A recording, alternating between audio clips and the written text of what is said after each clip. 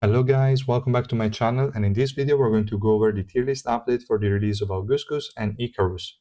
We're obviously going to start with the ranking of the new units, and since Augusgus is already here on the screen, we're going to start with him. I gave him the irregular rank for the below 350 deficit. I think it's pretty obvious to everyone why. His damage is just insane. He's the hardest hitting attack scaling DPS unit we have in the game, and he's the only one together with Hugo that is in the regular tier for the below 350. Hugo is also there because she basically can 1v5. Her survivability is insane, so she is like a one-man army. Augustus definitely needs somebody else in the team, at the very least one additional one, just to draw some aggro, because he has decent survivability but is not immortal, so you definitely need somebody else. But in terms of damage, is incomparable to Hugo. Like, his damage is way above, and also incomparable to any other attack scaling DPS for that matter, and is basically setting a new standard. I don't know if from now on Netmarble is going to release only attack scaling DPS units that are close to Augustus in terms of power, because he's really on another level. He has too many debuffs. He also has grouping. He has CC. He has high burst. I don't know. I really don't know, guys, how they managed to design like that. Especially when we had other examples of previous DPS units that can only do a fraction of what Augustus can do. So yeah, definitely for the below 350, irregular is where his rightful place is. And if we go in the above 350, he's staying in irregular. I just gave him an arrow down to highlight the fact that he will hit some sort of blocks sooner or later if you push too hard, but he's still insane, and his ceiling is high enough. Like 600 deficit is not a problem for him, and probably even higher with the right supports. So you can use him for a very long time. He's not going to fall off anytime soon. I still wanted to give him an arrow down to highlight the fact that the other DPS units we have in irregular are better than him and more future proof, but still this guy is going to be insanely valuable. So yeah, there is really not much we can say. To me, it's a bit annoying. They made him too broken compared to the other ones. I just don't get it. But okay, we'll see the future ones, like how they're going to change. And also, hopefully, the new system that's going to be introduced in June might bring some surprises. No clue. We'll see.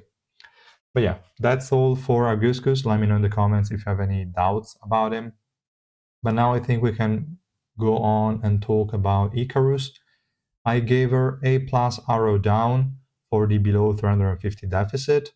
The main reason for that is that at this deficit, the defense increase will feel pretty irrelevant, I would say. And also the cooldown reduction on the active skills for purple allies will be somewhat fun to use at the very least. I don't think it's necessary by any means, but it's definitely something decent to have. So placing her any lower than this didn't feel right, but also placing her any higher didn't as well. So I think she's not really a unit you want to build. And yeah, I never really got better results out of replacing any of the units I was using in a purple team with her. I don't really think she's providing too much.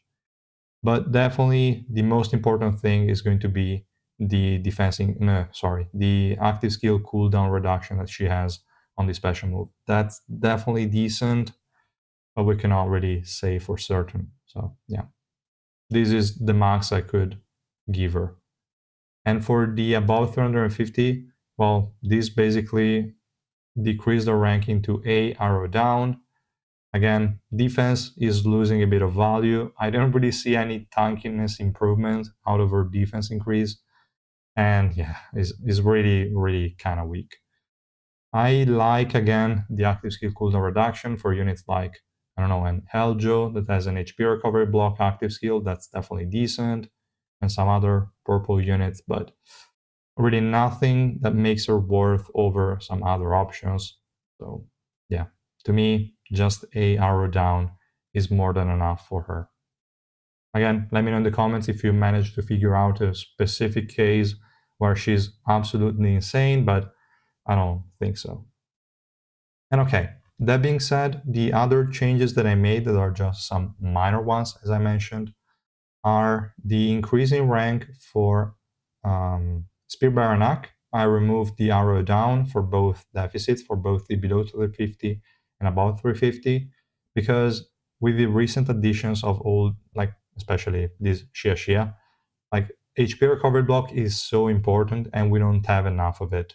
And hers is also unremovable, which makes it a lot more valuable. So I think this unit definitely deserves the S plus without any arrow down. Also considering the other units we have in this rank, I think she perfectly fits there. So yeah, definitely good. I wanted to also remove the arrow down for Ice Spear Kunagero, and I did for the below 350. But then above 350 is a bit too squishy still. It's true that, at least for me, when I use him, I have a lot of support that I can keep him alive, either Evan or Anniversary Iwa. But still, I feel like he's kind of annoying to keep alive at times.